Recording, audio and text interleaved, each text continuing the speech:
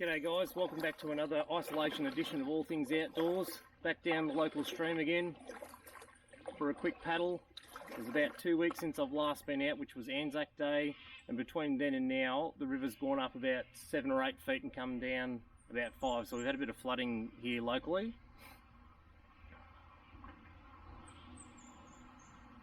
Now, as you all know,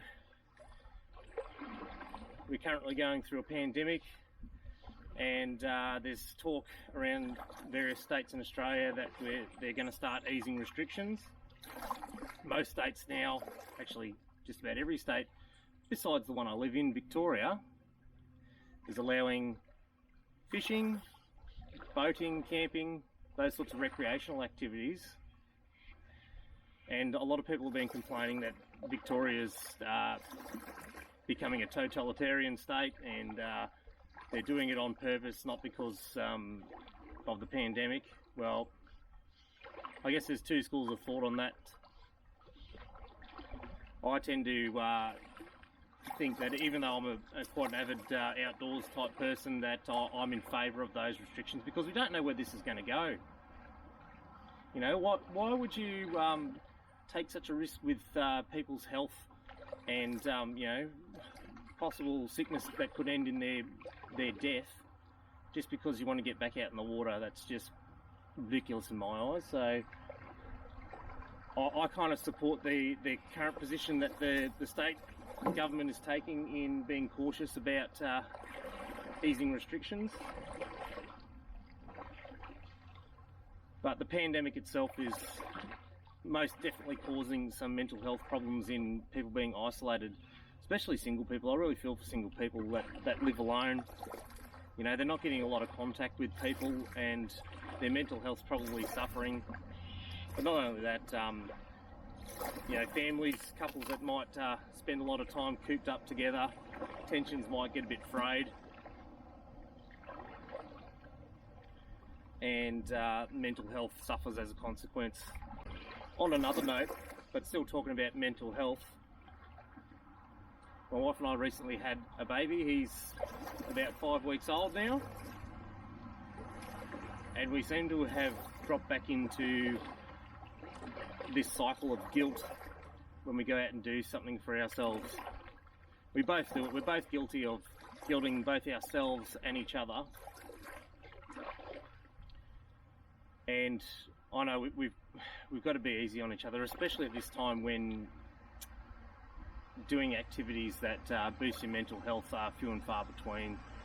And I've got to make an apology to my wife Louise that I have been guilty of guilting myself, and I've got to stop that and make sure that she gets the time to get out and do things that boost her mental health, as well as myself not feeling guilty about going out and doing things that boost my mental health, because at the end of the day, it's going to make me a better parent and a more attentive husband as well.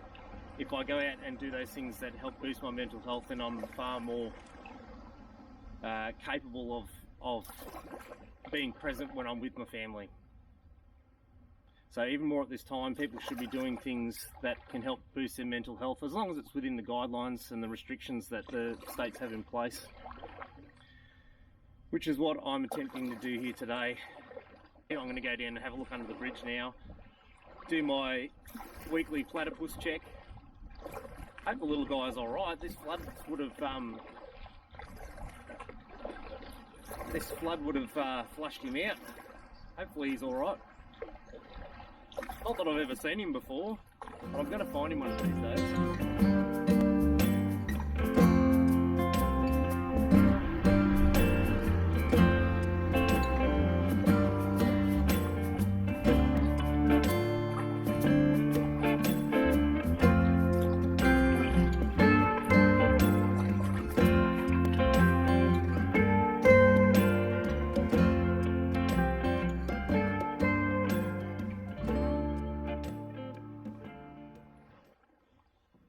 I think I've just seen the platypus.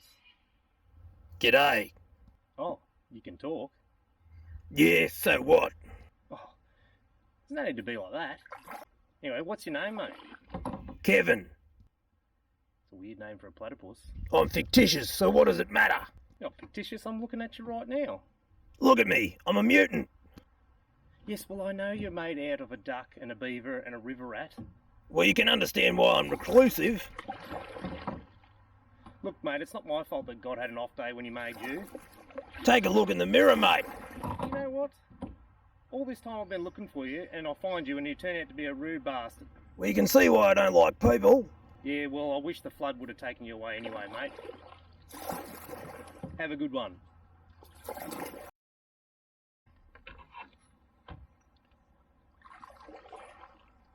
Also have another motive for being out here today as well. The last video I did, the one on Anzac Day, I was out here paddling with the single blade. And I got a few comments from people more experienced canoers than me, which I really appreciated that guys want to help out. And I really value all of those good sort of positive analysis comments about, as you can see now, the amount of times I'm switching the blade over to continue paddling in a straight line. So I've done a bit of research over the past couple of weeks about canoe paddle strokes. So I wanted to come out and try one in particular that I thought looked pretty efficient and something that I could keep up all day was the J stroke. So from what I can read, the J stroke requires that you dip the paddle and then when you bring it out of the water, you do it in a J fashion. So you dip the paddle and then use the side of the boat to lever it out. This is going to take some practice. Pull this paddle out, lever it out so that you don't actually impart any opposite motion onto the canoe.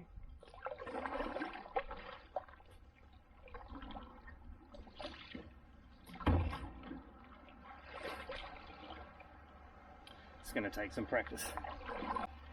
Oh, I see what happens. So when you pull the blade out, you've got to do a little bit of a flick of the wrist so that you're sort of using the paddle like a rudder. Yeah, it's going to take some getting used to. But when you're lifting the paddle out of the water, you're using the blade to sort of counteract the motion of the boat wanting to pull back in the opposite direction.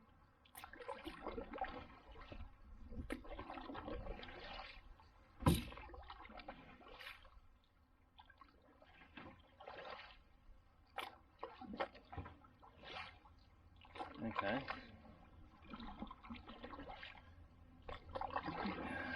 I don't think I'm doing it properly because I am staying straight, but I'm losing momentum as I pull the paddle out of the water.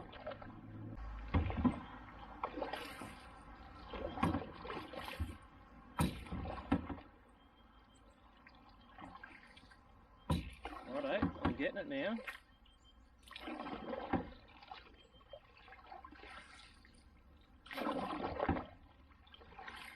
Okay.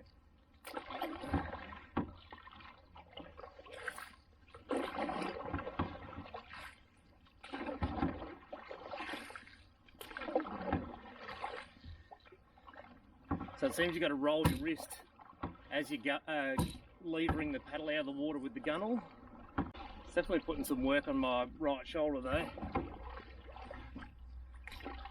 Probably need to work on using the gunnel as a lever a bit better and not actually just try to force the paddle out of the water with my shoulder. Right, well that's promising. I seem to have had a good rhythm there and didn't have to change at all for the last couple of 100 metres, so I'll keep practicing and see how good I can get it over winter time, so that when I start tripping again in the spring, I can use a more single-bladed paddle and still keep straight course. I want to say thank you to Arcade65 and In the Woods with Bigfoot. You guys suggesting the J stroke, and I really appreciate that good constructive criticism, because I really want to become a better paddler, and anyone who I can glean some information and tips out of is really appreciated. So I appreciate all of that constructive criticism, because I really want to grow the channel, grow myself as a paddler, so that I can have even better adventures out there. So as always guys, like the video, subscribe if you haven't, and look out for more adventures from all things outdoors. Thanks guys, see you later. So just remember guys, like the video, subscribe if you haven't, and watch out for all...